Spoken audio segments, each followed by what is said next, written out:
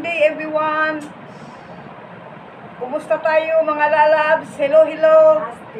All my friends all over the world. How is everybody? Kumusta tayong lahat? Sa mga Bisaya, mayong adlaw sa ato ang kanan. Si Rihanna ready na. Ano na, 9:40. Paalis kami ng 10:30 dahil may exam si Rihanna ngayon, accounting. Tapos, ano ba ito? May isang exam pa din siya. Kaya, naka-abaya na tayo, guys. I am wearing now my abaya. Tapos, si Rihanna ang magkabit ng headscarf ko dahil hindi ako marunong. Sila ni Maliha ang nakagabit ng headscarf ko. Mamaya, dating kami, as usual, alam nyo na yon. So, nag-guess nyo na, hindi ko na balik-balikin kung anong oras kami darating dahil alam nyo na yung, baka sabihin nyo, ang kulit ito si Ate Sis, lagi na lang binabanggit. Kaya alam nyo na yun, guys, diba? Si Maliha nakaalis na. Absent siya kahapon dahil wala ngang kuryente nung nakaraang gabi. 3 hours napatay ang kuryente nung gabi. So, naputol ang tulog ni Maliha, putol-putol. So, medyo tired siya, hindi siya nakapunta kahapon nung nakaraang gabi. Kaya, ayun, nakaalis na si Bunso. Nagluto na ako kagabi ng ulam. Tapos nakasalang na ako ng rice.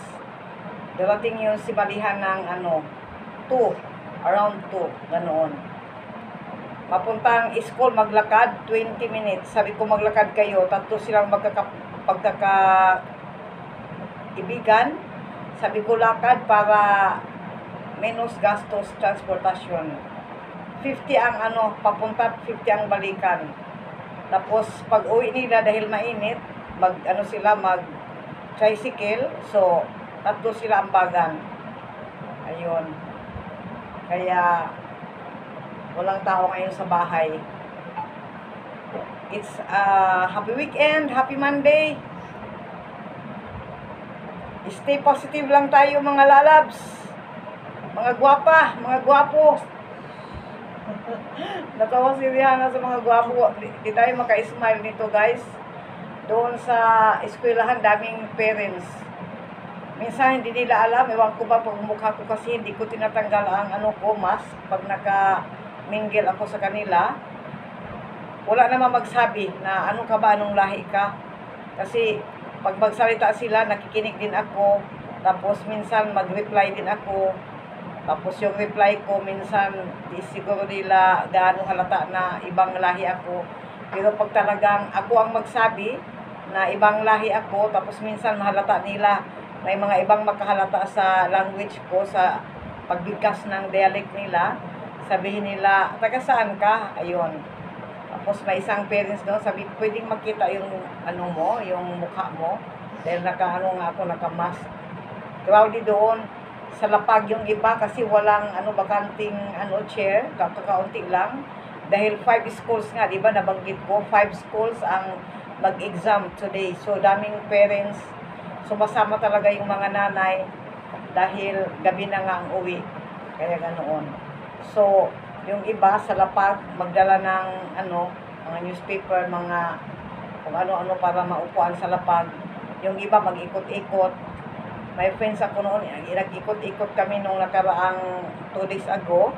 Best friend ni Rihanna yun, sila ang magkakasama noon nung pa si Rihanna, senior high, pero lumipat na yun. Nagkita kami last Monday dahil may exam, not last Monday. Kailan ba yun? 2-3 days ago may exam din si Rihanna. Kaya nag-sorry-sorry kami. Tapos si Rihanna naman, 10 siya, at saka si Maliha, sabi, huwag kang mag-sorry-sorry mama dahil mahirap na, dahil valley nga ngayon, may mga pulis. Kaya yung yung passport ko, dala-dala ko parang pang security ba. O sige guys, ingat-ingat tayo. Love you all. Thank you sa mga subscribers, bagong subscribers, lumang subscribers. Shout out sa mga silent viewers ko, mga gwapo. Shout out sa inyong lahat, sa mga sharers ko. Thank you so much sa pag-share ng vids ko. Sana Huwag kayong suportahan lang tayo. Huwag tayong ano ba, alam ko na. Immune na kayo sa yaw-yaw ko. Gusto na ninyo yung yaw-yaw ko as usual. Shout out. At nagustuhan din ninyo.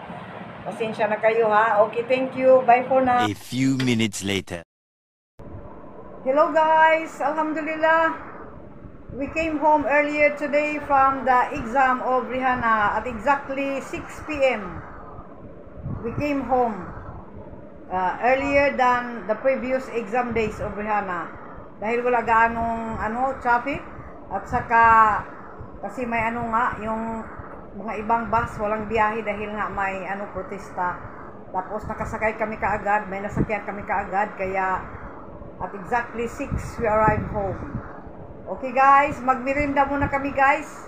Magkape muna kami ni Rihanna dahil full day. Nag-breakfast si Rihanna from 8. Umalis kami ng by 10:30. So magmerienda muna.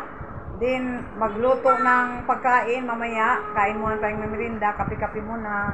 Okay guys, thank you so much sa mga love ninyo. Okay, ingat tayo lahat.